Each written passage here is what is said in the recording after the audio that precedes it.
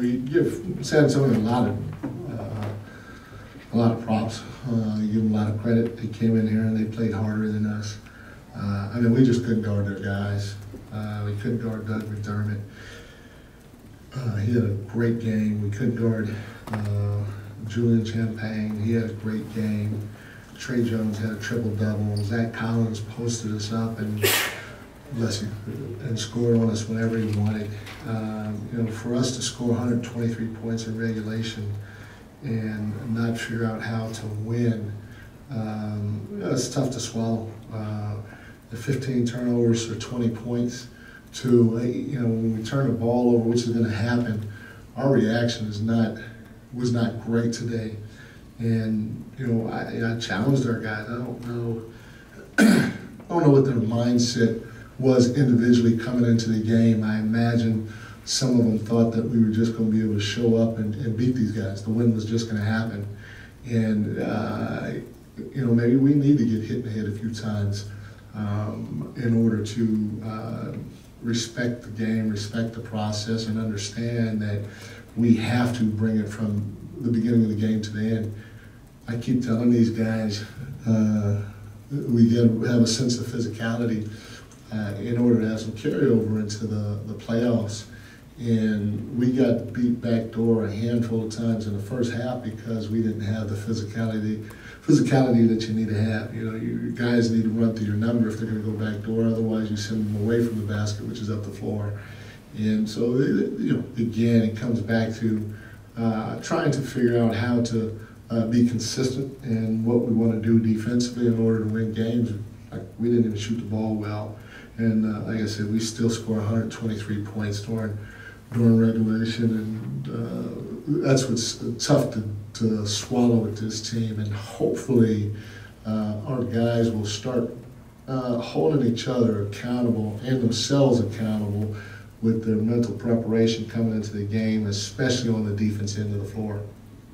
From a typical night-in, night-out standpoint, you kind of have maybe an expectation of where you guys are defensively versus maybe what you showed tonight. How much different was that tonight compared to maybe what that normal expectation would be? We have not been good defensively at home. We just, the reality of it is we play sort of soft at home, you know.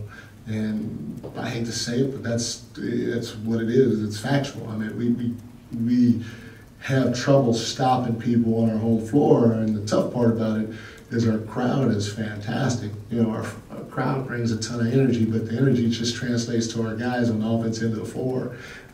We don't have a lot of guys that want to or that are able to consistently dig in and play at a high level with some sort of physicality on the defensive end of the floor, possession after possession after possession.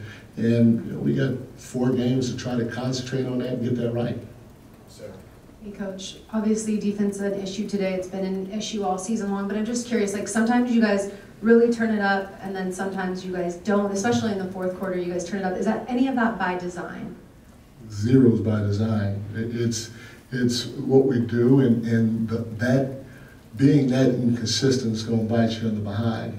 And it's a mindset that we have to have as a group of establishing ourselves at the beginning of the game with those starting 5 guys and carrying some form of consistency throughout the course of the game. Playing the way we play defensively is not good at all. Mike, Keegan just said that your team will figure it out, and De'Aaron just shared the alarm bells have been going off for a while about the defense. At this point in the season, with only a handful of games left, like you mentioned, do you try to simplify things to a few basic instead of a broad approach, or is it still the same approach and just have higher expectations? Yeah, you know, if we get beat schematically, because our schemes aren't that. I mean, I've basically been running the same schemes for years, and we've had a lot of different personnel to where we're 29th at home, you know, and so sooner or later that's going to have to come from within. So if we get beat schematically from time to time, I'm okay with that, because you can work or you can coach this or that mistake, you know. But we're you want to be better is where somebody just lines you up and scores a time and time again, or drives by you time and time again, or just goes and get an offensive rebound because you don't box out. Like, it's the mental, physical things that I worry about more than the schematic things. Because, like I said, you can fix those. The other stuff, that's going to be hard to fix. That has to come from within each individual. Hi, Coach. Some sources say many teams are targeting the Kings in the playoff because of the playoff experiments. Do you think this is good news or bad news? If I'm another team, I'm targeting us too. I would target us too. And we're the only ones that can change that narrative. Malik Monk update. I know he was a late scratch to the game. Do you have any update with his injury status at all? No, I don't. Yeah. You say, if I'm another team, I'm targeting us too. I don't know, it's been a season-long sort of theme, I guess, maybe some lackadaisical efforts, or however you want to put it, in terms of playing at home against inferior teams. Are those bad habits that can lead to more bad habits in the postseason, in your mind? To me, I don't know if lackadaisical is the word. There's a lack of physicality and sense of urgency that you have to bring to the table defensively every single possession. And again, whether it's allowing a guy to blow by you without touching him, coming off the screen without touching him, getting an offensive rebound without boxing him out, without boxing out. It's those types of ball pressure, those types of things are what I worry about, and I worry about doing it consistently, because I sound like a broken record. So we've shown flashes of it. We've shown flashes of it on the road, but there's a challenge in front of everybody when you're playing on the road, because it's a hostile environment. The crowd's there, so your awareness and your sense of urgency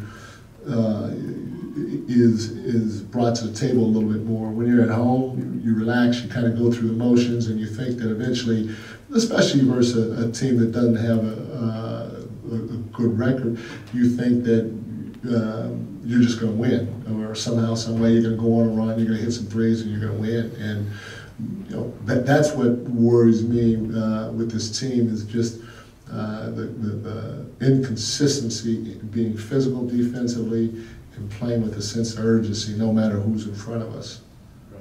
Yeah, Coach, with it being a lot of the same issues that we've heard before, from a coaching standpoint, I'd imagine you want to avoid sounding like a broken record.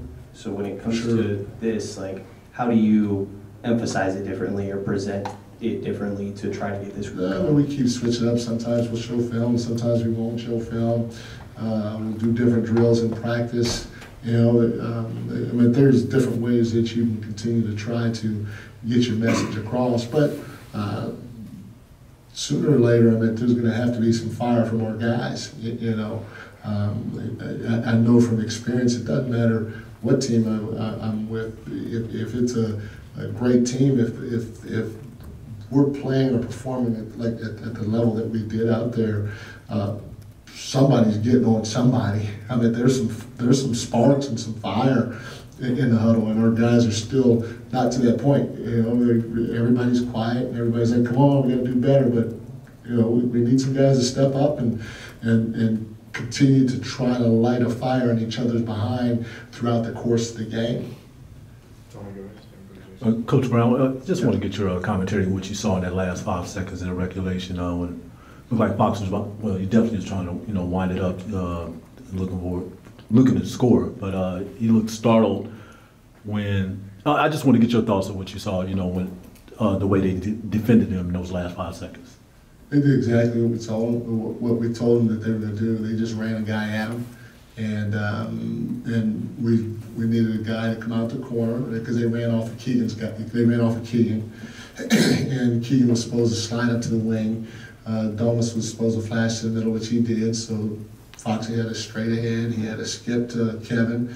He had a safety to Kevin. He had Domas in the middle of the floor, and so they ran at him, and Foxy decided to pass the ball to Kevin.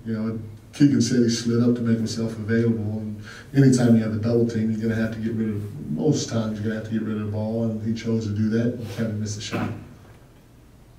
Mike, when you try to pinpoint the reason for the inconsistency on the defensive end, and does it come down to it being something that's just physically hard, mentally hard to do all the time, every night? Where do you land on that? No, it's no, for sure. In order to be a great defensive team, you have to have the mental toughness is probably more important than the physical toughness, because to do it possession after possession, like to really want to get up in somebody's chest and to make it hard without getting blown by, to come across and take a charge without moving out of the way, every possession, to sink to a body and hit a body on the backside to keep them off the glass, to do that possession after possession while flying around with a sense of urgency.